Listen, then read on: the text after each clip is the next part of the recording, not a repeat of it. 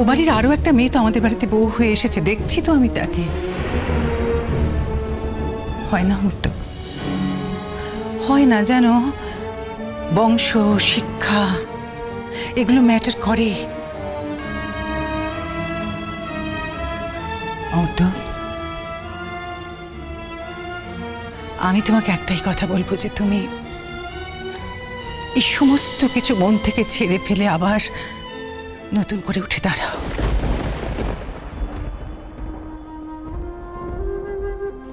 অমন একটা সম্ভাবনাময় জীবন তোমার,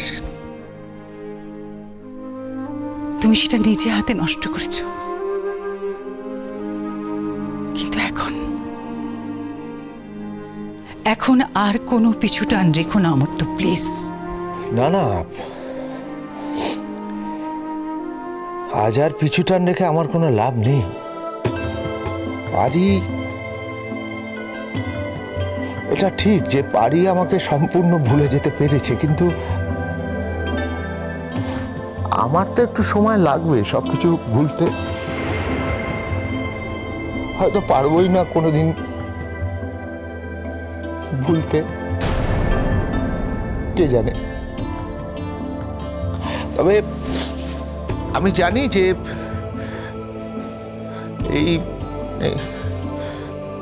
এইভাবে বেঁচে থাকাটাও আমার পক্ষে খুব কষ্টের হবে, কারণ প্রত্যেকটা মুহূর্ত আমাকে পাড়ি ঘিরেছিল তো।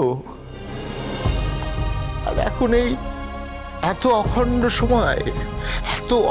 সময় এসব নিয়ে আমি কি করবো বলো তো নন্দিনী, কি করবো? অমর্ত্য, আর একটা মানুষ যে সেই কবে থেকে তোমার অপেক্ষায় বসে আছে, তার কথাটা একবারও ভাববে না? সে তো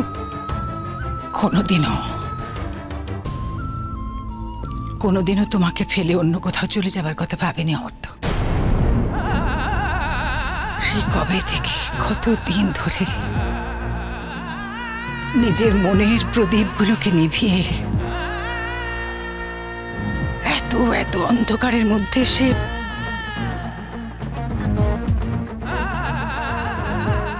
কি করে বাঁচবে অমর্ত্য? তার জীবনেও তো একটু আলো দরকার অমর্ত্য। আর তার জীবনের সেই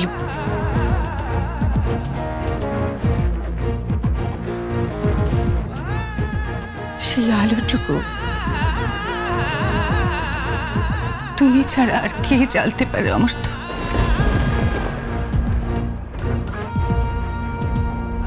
যার নিজের জীবনেরই সব আলো নিভে গেছে, সে অন্যের জীবনে কি করে আলো জ্বালবে নন্দিনী? তবে না, এখন থেকে আমাকে খুব ব্যস্ত হয়ে পড়তে হবে, বুঝলে? খুব ব্যস্ত, যাতে আমি একটু অবসরের সময় না পাই। আমি একটু অবসর চাই না, আমি ভুলতে চাই নন্দিনী, আমি সব কিছু ভুলতে চাই, সব কিছু।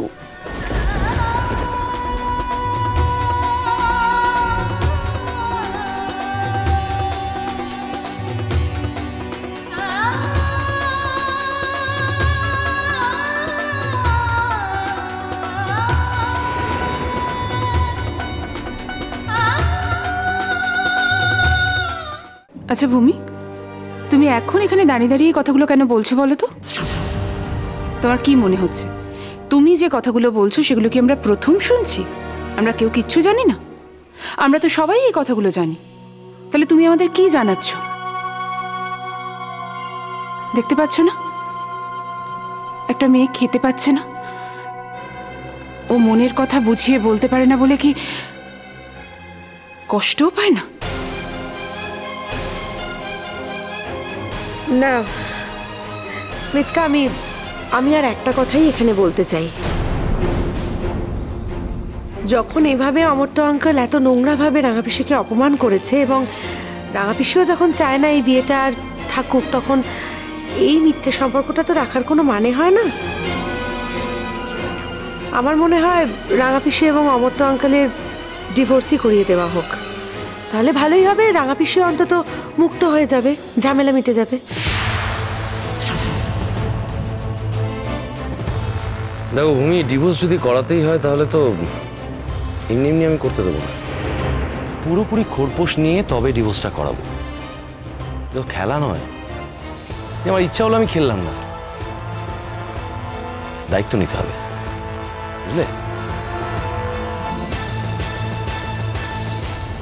বাবা শুভ, তোমার কাছে হাত জোর করছি, আমার মেয়ের ওপর কাল থেকে অনেক ধকল যাচ্ছে। হ্যাঁ, এসব কথা বলার সময় তো আর পালিয়ে যাচ্ছে না।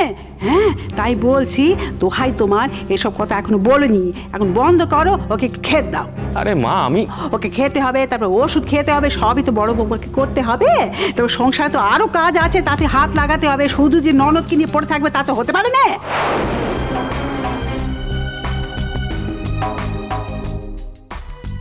আচ্ছা, কি হলো কি? আমি আর কতক্ষণ এই খাবারটা ধরে দাঁড়িয়ে থাকবো? হ্যাঁ, তুমি খাবে কি খাবে না? আমি তো বলছি আজ থেকে আমি কারুর কাছে খাবো নি, আমি একা একা খাবো। কেন জেদ করছো বাড়িতে? খেয়ে নাও না। আচ্ছা বেশ, আমার কাছে খাবে? না না না, আমার একা একা না খেতে দিলে আমি আর খাবো না।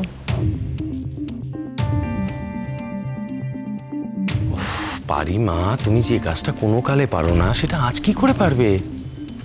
জানোই তো পারবে না।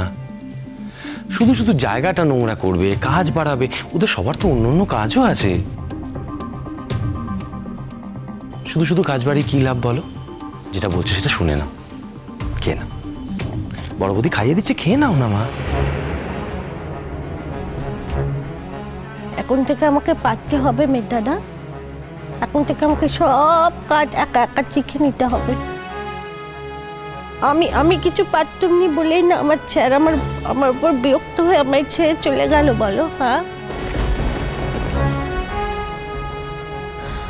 আমার পেছনে স্যারকে এত খাটতে হতো যে খাটতে খাটতে খাটতে খাটতে স্যার আমার উপর বিরক্ত হয়ে আমায় ছেড়ে চলে গেল। আর কেনই বা হবে না বলো বৌদি? হ্যাঁ, কেনই বা হবে না?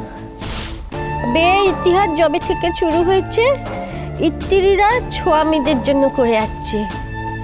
সেবা হলো মেয়ে মানুষের ধর্ম।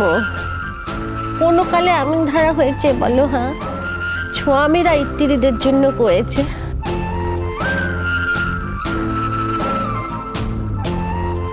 আমি বোকা, আমি ভাবতাম আমার বেলা বোধহয় ধর্ম উল্টে যাবে, তাই কখনো হয়? উল্টানো কি এত সোজা বাবু? হ্যাঁ, এবার থেকে আমি নিজের কাজ নিজে সব শিখে নেবো। হ্যাঁ, আমার উপর বিরক্ত হয়ে আমার স্বামী আমায় ছেড়ে চলে গেছে। কালকে তোমরা আমার ঘরের লোক আমার উপর বিরক্ত হয়ে যদি আমায় ছেড়ে চলে যাও, তখন আমার কি হবে বাবু? হ্যাঁ, তাছাড়া স্বামী যখন ছেড়েই চলে গেছে, তাকে তো এটা দেখাতে হবে যে স্যার দেখো, তুমি আমাকে ছেড়ে চলে গেছে, তাতে কি হলো? এখন আমি আমার কাজ সব নিজে নিজে করতে পারি, সব। হ্যাঁ,